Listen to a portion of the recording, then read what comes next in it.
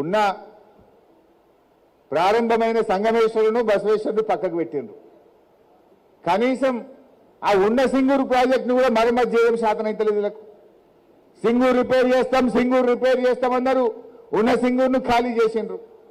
ఎండాకాలం ఖాళీ పెట్టాం, జల్లి సింగూరు మరమ్మతు చేస్తామన్నారు. అయిందా?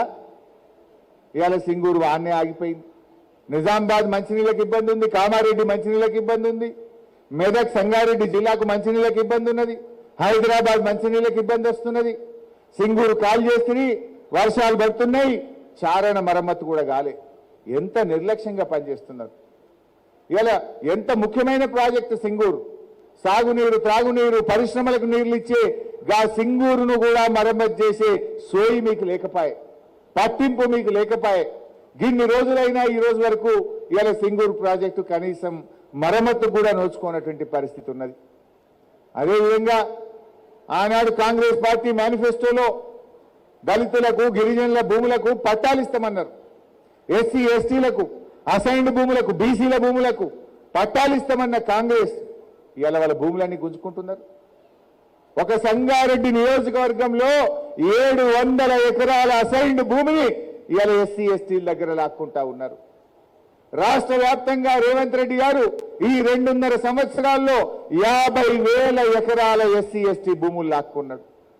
చెప్పిందేమో పట్టాలు ఇస్తామని, చేసిందేమో ఉన్న భూములు గుంజుకుంటా ఉన్నారు. 50,000 ఎకరాలు లాక్కున్నారు.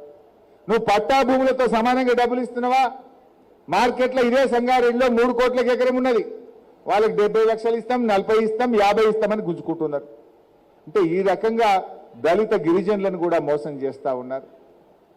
మా ఉద్యోగులు ఇవాళ వాళ్ళకు 6 డిఏలు పెండింగ్, పిఆర్సీ ముచ్చటనే మాట్లాడతలేరు, రిటైర్డ్ ఉద్యోగులకు బకాయిలు వస్తలేవు, విద్యార్థులకు ఫీజు రియంబర్స్మెంట్ వస్తలేదు, మాటలేమో కోటలు దాస్తాయి. ఇలా ఈ కాంగ్రెస్ గవర్నమెంట్ వచ్చిన తర్వాత మనం ఒకసారి ఆలోచిస్తే ఫీజు రియంబర్స్మెంట్ 12,000 కోట్ల రూపాయలు బాకీ పడ్డది. రైతు బంధు కింద 30,000 కోట్ల రూపాయలు బాకీ పడ్డది. ఆరోగ్యశ్రీ బకాయిలు కూడా ఈ రోజు వరకు చెల్లిస్తున్నటువంటి పరిస్థితి లేదు. అవ్వా తాతలకు 4,000 పెన్షన్ అని మోసం చేసిండ్రు. అక్క చెల్లెలకు 2,500 అని మోసం చేసిండ్రు. ఇవాళ మీరు చెప్పాలి అక్క చెల్లెలకు ఎట్లా SIR ప్రోగ్రాంలో పోతారు. ఇప్పుడు కాంగ్రెస్ వచ్చి 31 నెలలు అయింది. నెలకు 2,500 అంటే ప్రతి అక్కకు చెల్లెకు 77,500 రూపాయలు రేవంత్ రెడ్డి బాకీ పడ్డాడు. చెప్పింది కదా, 1 కోటి మంది మహిళల్ని కోటీశ్వరులు చేస్తా అన్నాడు. నీ కోటీశ్వరుడి సంగతి తర్వాత, నువ్వు ఇస్తారన్న 1,00,000 రూపాయలు అయితే ఇచ్చేసాయి. నెలకు 2,500 ఇస్తే ప్రతి చెల్లె, ప్రతి అక్క లక్షాధికారాన్ని అవుతుంది కదా. గదియవే రేవంత్ రెడ్డి. నిన్న మూసి సుందరీకరణకు నిన్న కేబినెట్ ఆమోదం తెలిపింది.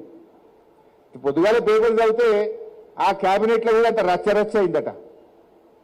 ఏంది రచ్చ? అరే మూసికి నీళ్ళు ఆడికెళ్ళి తెస్తావు, మల్లన్న సాగర్కి వెళ్ళి తెస్తా. మల్లన్న సాగర్ ఎవరు కట్టిండ్రు? కేసీఆర్ కట్టిండు. మల్లన్న సాగర్ ఎక్కడిది? కాళేశ్వరం ప్రాజెక్టులో అంతర్భాగం. అరే నిన్నటిదాకా కాళేశ్వరం కూలిందని మనమేంటివి? మళ్ళీ ఇప్పుడు కాళేశ్వరం నీళ్లు తెచ్చి మూసిలో పోతే సెల్ఫ్ గోల్ కొట్టుకున్నట్టు కాదా బీఆర్ఎస్ నూకుంటారా అని ఒక మంత్రి అడిగిండట. అరే నువ్వేమో నువ్వు ప్రతిపక్షం అడిగినట్టు అడుగుతున్నావు అంటుండట. ఇది పేపర్లు వచ్చిన మాట చెప్తున్నా నేను. కాళేశ్వరం కూలిందంటివి. కాళేశ్వరంలో భాగంగా కట్టిన మల్లన్న సాగర్ నుంచి మూసికి నీళ్లు తీసుకుపోతా అందులో పోస్తా అంటే ఎవరి చెవులు పువ్వు పెడుతున్నావు రేవంత్ రెడ్డి? కాళేశ్వరం బందోబస్తున్నది. కాళేశ్వరంలో భాగంగా కట్టిన మల్లన్న సాగర్ లో ఈ రోజు కూడా 25 TMCల నీళ్లున్నాయి. ఆ మల్లన్న సాగర్ నుంచి 4 జిల్లాలకు మంచినీళ్లు పోతున్నాయి, హైదరాబాద్ కు మంచినీళ్లు పోతున్నాయి. రేపు మూసీకి కూడా కాళేశ్వరం నీళ్లు, మల్లన్న సాగర్ నీళ్లే దిక్కంటే అది మన కేసీఆర్, మన బీఆర్ఎస్ పార్టీ చేసిన పని. అన్ని సెల్ఫ్ గోల్ అయిపోతున్నాయి. అబద్ధాలు మాట్లాడి ఇప్పుడు ఒకటొకటి బయటకు వస్తుంది, ఒకటొకటి బయటకు వస్తుంది. మల్లన్న సాగర్ ఎవరు కట్టి? రేవంత్ రెడ్డి అయ్య గిట్ట కట్టిండా? కాంగ్రెస్ గవర్నమెంట్ గిట్ట కట్టిందా? కేసీఆర్ కట్టిండు, బీఆర్ఎస్ కట్టింది. కాళేశ్వరంలో భాగంగా కట్టినటువంటి మల్లన్న సాగర్ నీళ్లే ఇవాళ మూసీకి, హైదరాబాద్ కు దిక్కైనాయి. అంటే కాళేశ్వరం హైదరాబాద్ కు వరం, కాళేశ్వరం మూసీ ప్రాజెక్టుకు ఒక వరంగా మారింది ఈరోజు. ఇట్లా చాలా విషయాలు కూడా ఉన్నాయి. నేను మళ్ళీ వచ్చినప్పుడు మాట్లాడితే అనుకోకుండా ఇవాళ నేను చాలాసేపు ఉందామనుకున్నా, ఇవాళ రోజంతా మీతోనే ఉండాలనుకున్నా. బట్ సడన్ గా మా దగ్గర ఏదో మీటింగ్ పెట్టింది. సరే మరి ఆడబోకపోతే రాలేదంటారు మళ్ళా, కనుక తప్పకుండా అడిగి పోవాల్సినటువంటి అవసరం ఉంది. మీ అందరూ కూడా ఎస్ఐఆర్ ప్రోగ్రాంలో మాత్రం నిర్లక్ష్యం చేయకండి. ఇది చాలా చాలా ముఖ్యమైనటువంటిది. పార్టీ భవిష్యత్తు, మనందరి భవిష్యత్తు కూడా దీని మీద ఆధారపడ్డది. ఈ 15-20 రోజులు బూత్ లెవెల్ ఏజెంట్లు జాగ్రత్తగా, అంటే బూత్ లెవెల్ ఏజెంట్లు చేస్తారని పార్టీ సీనియర్ నాయకులు, సర్పంచులు మీరు పట్టించుకోకుండా ఉండొద్దు. అందరం కలిసి చేయాలని కోరుతూ జై తెలంగాణ.